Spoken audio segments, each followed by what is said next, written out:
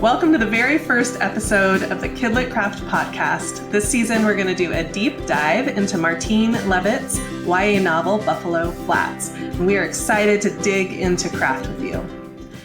I'm Anne-Marie Stroman, and I write picture books, YA, and some middle grade, and I also write short stories for adults. I have an MFA in writing for children and young adults from the Vermont College of Fine Arts. Hi, I am Erin, and I also have an MFA from the Vermont College of Fine Arts in writing for children and young adults.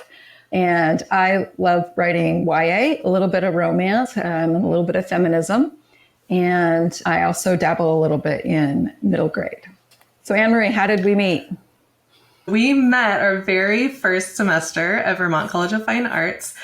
I really don't like to share rooms. And so I had signed up for a single, and lucky me, across the hall from me was Erin Nuttall. And so we got to be faux roommates. We would leave our doors open with the fans on at night, and Erin would stand in my doorway and we would talk about books and writing and our families and all sorts of stuff very late into the night. And then we have continued that friendship since. Yes, that is a true story right there. We were faux roommates. I had signed up to have a roommate, although I didn't want one. Shh, don't tell. And was really happy that for some reason they didn't give me one. But I did get a wonderful nerdy roommate in Anne-Marie. And it was a true joy to find someone who loved to chat about the same things that I do, craft and theme and stories and writing and a lot of other stuff too. First, let's talk about what KidLit Craft is. It's a website that I started a long time ago that looks at mentor text to discover the mechanics of what writers do, mostly because I wanted to improve my own writing, and reading what other people do, figuring out what they do well, and applying it to my own writing is a great way to learn.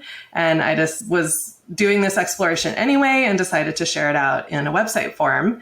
And then Erin had this idea. I did. Earlier this summer when it came out, I had read Martine Leavitt's Buffalo Flats, and I loved it. I was talking to Anne-Marie, and I said, this is what a YA novel should be. This is a perfect book. And I was telling her how I just really wanted to tear it apart, use it to help me figure out how to make my own writing better. And Anne-Marie was like, that is a great idea. And I was like, I know, right? And then she surprised me and said, you should do that, and we should do a podcast while you do that. And I was game. I actually surprised myself a little bit. I never had aspirations for a podcast, but I do really enjoy talking about this stuff. So why not? Why not do a podcast and let others also learn from Martine, because I don't think there's a better teacher. Erin, why don't you start us off with our vocabulary this time? Let's do KidLit, craft, and mentor texts. KidLit is probably pretty obvious. It's any kind of writing that is directed to children. So that could be picture books or magazine articles, middle grade, YA, graphic novels. Kids are a different audience than adults. They have different expectations, different needs, different wants, different impatience levels. And craft is figuring out the mechanics and the tools of how to do that, how to write for children.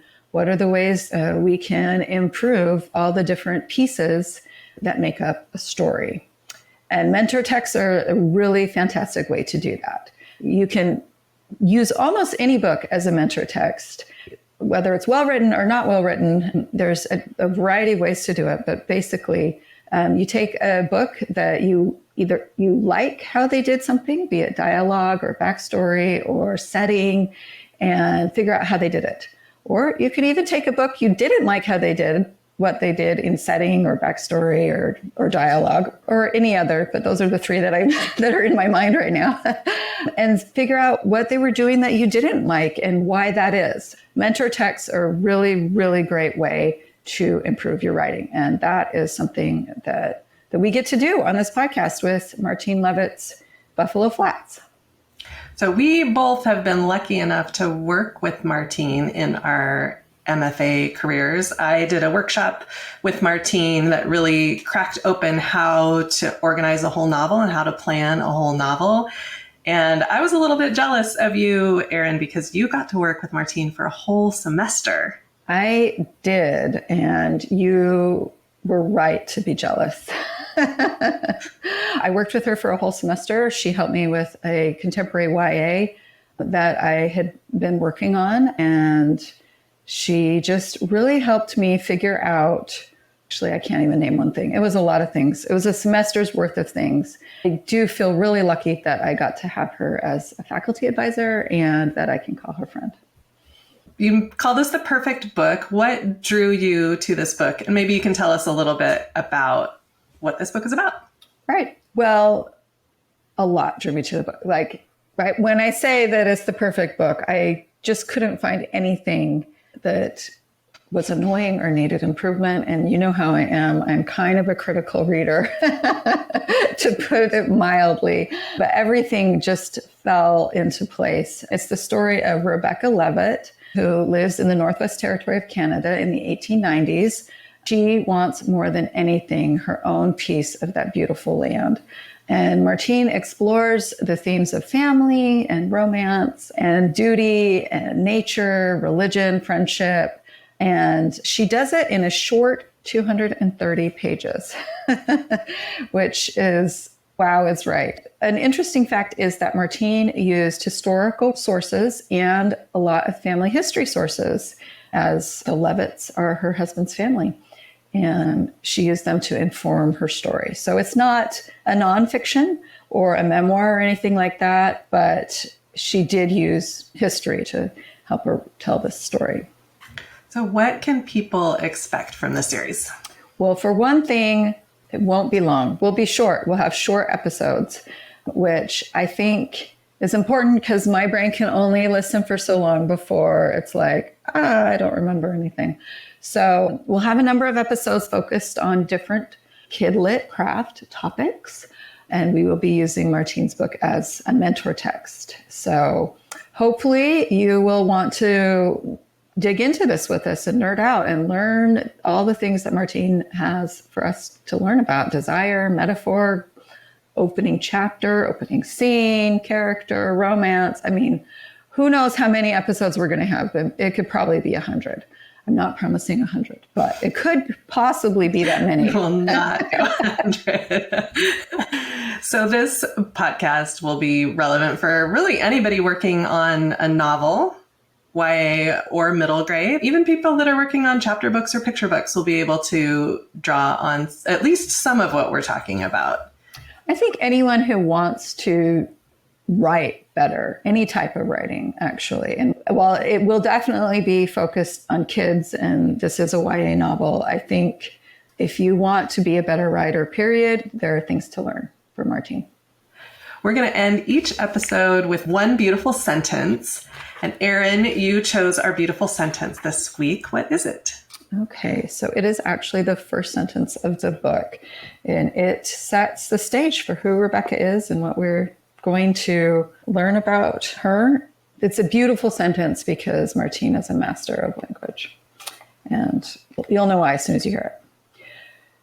Rebecca had heard her father and others call this land God's country often enough that she wasn't as surprised as she might have been to come upon him one warm spring evening, sitting on the tor overlooking Buffalo Flats.